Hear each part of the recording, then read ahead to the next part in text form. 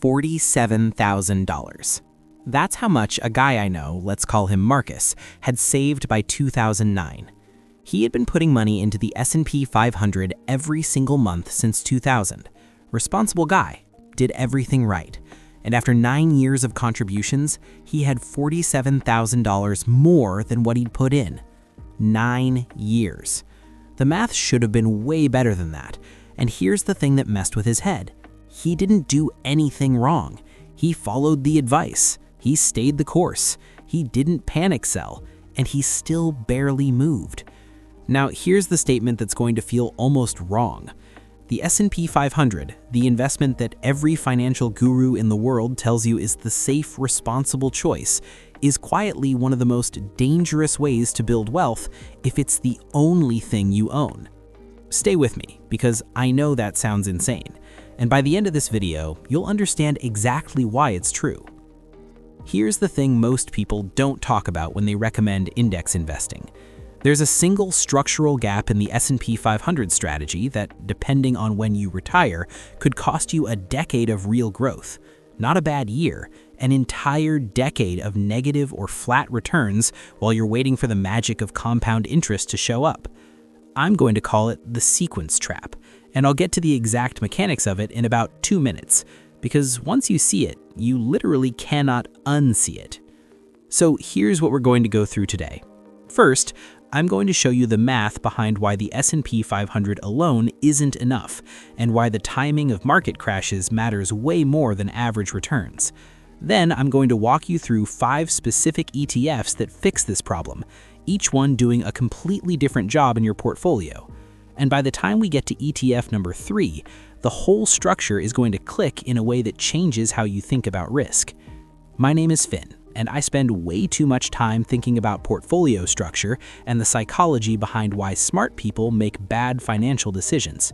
If you're someone who has money sitting in index funds and you've been told that's all you need, hit subscribe. Give this video a thumbs up if it helps, and let's get into it. Okay, so here's the problem. From 2000 to 2010, the S&P 500 had a total return of negative 9.1%, an annualized return of negative 0.95% over an entire decade. This is the period they call the lost decade. Now, if you didn't know that number, your first instinct might be to say, well, bad timing. But here's what actually happened inside that decade, and why it's a warning for right now. If you had retired at the start of 2000, your portfolio got cut in half by 2002. .com crash. Then it recovered. Then 2008 hit and it got cut in half again. 2 massive crashes inside 8 years. According to most estimates, the S&P 500 fell roughly 37% in calendar year 2008 alone, and from peak to trough during the full bear market, it lost closer to 50% of its value. If you didn't have a plan, you either panic sold at the worst possible moment, or you spent the decade watching a portfolio that went from high to low and ended lower than where you started. This is the sequence trap. The average return over a long period looks fine on a spreadsheet, but when those losses happen, relative to when you need the money, that's what actually determines whether you get rich or whether you spend a decade watching a flat line. Now, here's the really uncomfortable part. Right now, in 2026, the US market is at all-time highs. AI hype is everywhere. Valuations are stretched, and the historical pattern for what follows periods like this, it isn't pretty. I'm not saying a crash is coming tomorrow, no one knows that. What I am saying is this: if your entire portfolio is 100% US equities, you are one bad decade away from the worst possible outcome, doing everything right and having nothing to show for it. So, we fix this. We build what I call the fortress portfolio. 5 pillars, each one doing a specific, non-overlapping job. Pillar 1, the bedrock. 40 to 50% of your portfolio. This is still broad US equity. I'm not telling you to abandon the S&P 500, I'm telling you to stop only owning it. For this layer, you've got 3 real options. VTI, Vanguard Total Stock Market. This owns every public US company. Giants like Apple and Nvidia, but also small biotech firms and regional banks. The expense ratio is 0.03%, meaning for every $10,000 you invest, Vanguard charges you $3 a year, practically free.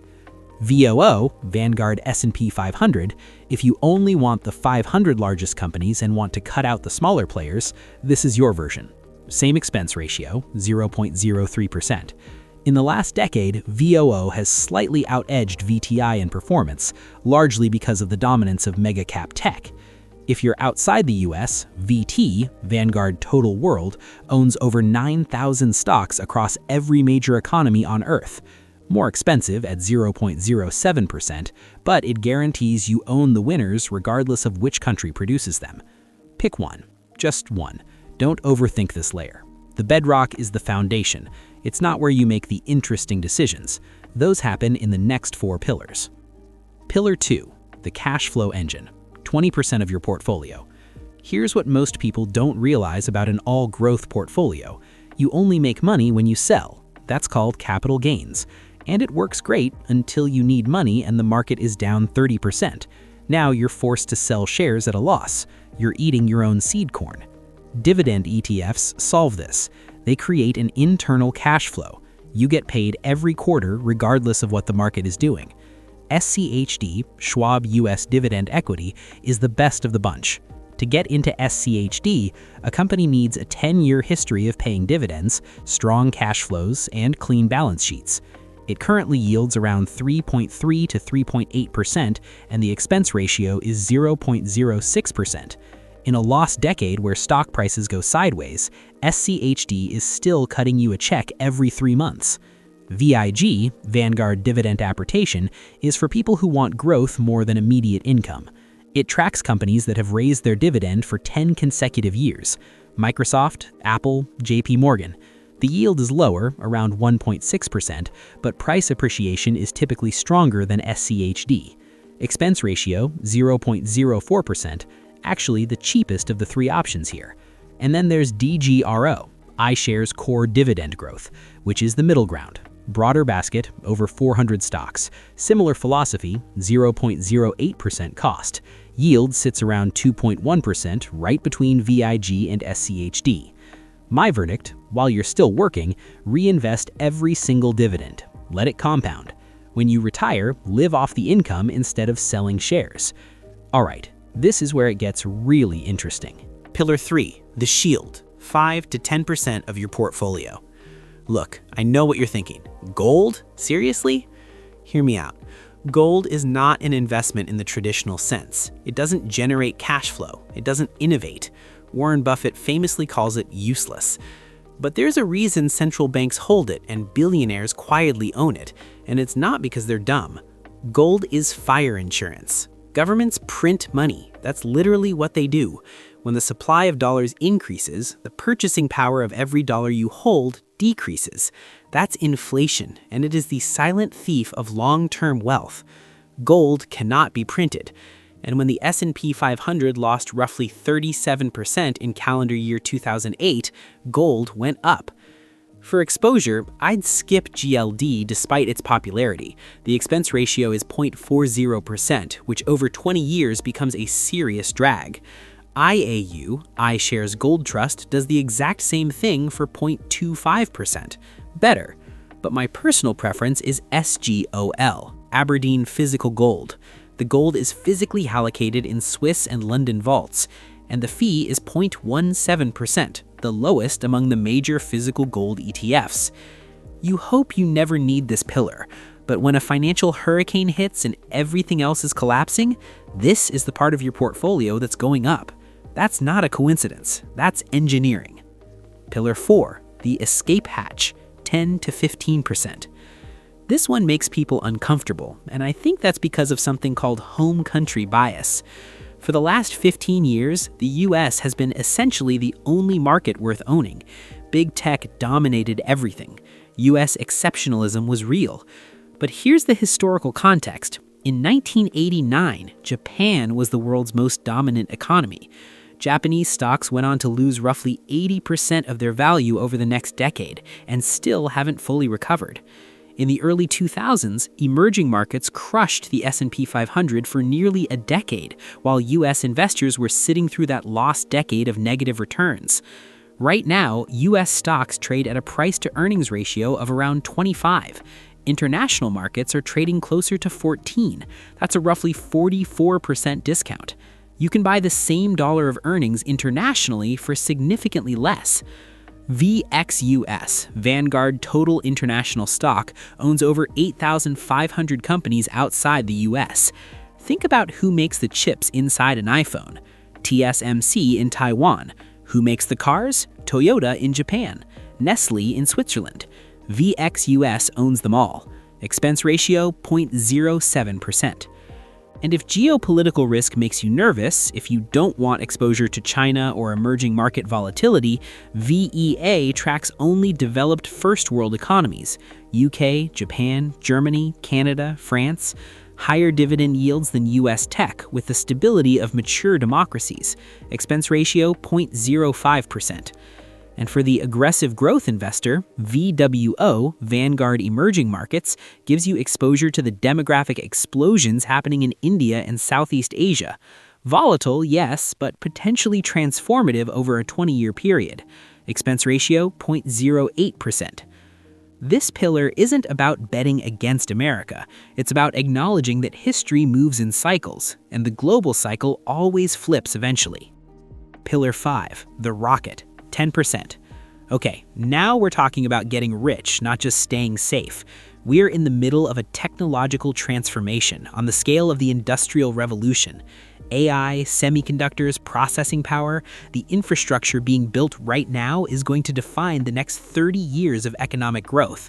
And there are ETFs that let you bet specifically on this. SMH, VanEck Semiconductor ETF, is the most aggressive option. Its largest holding is NVIDIA. It also holds TSMC and the major chip makers. If AI truly is the next wave, SMH captures it directly. But I have to be real with you, this ETF can drop 40 or 50% in a single year. If you can't stomach watching a major drawdown without selling, this is not for you. Expense ratio 0.35%. SOXX, iShares Semiconductor, is the US-focused alternative. More weight toward Broadcom, AMD, and Texas Instruments.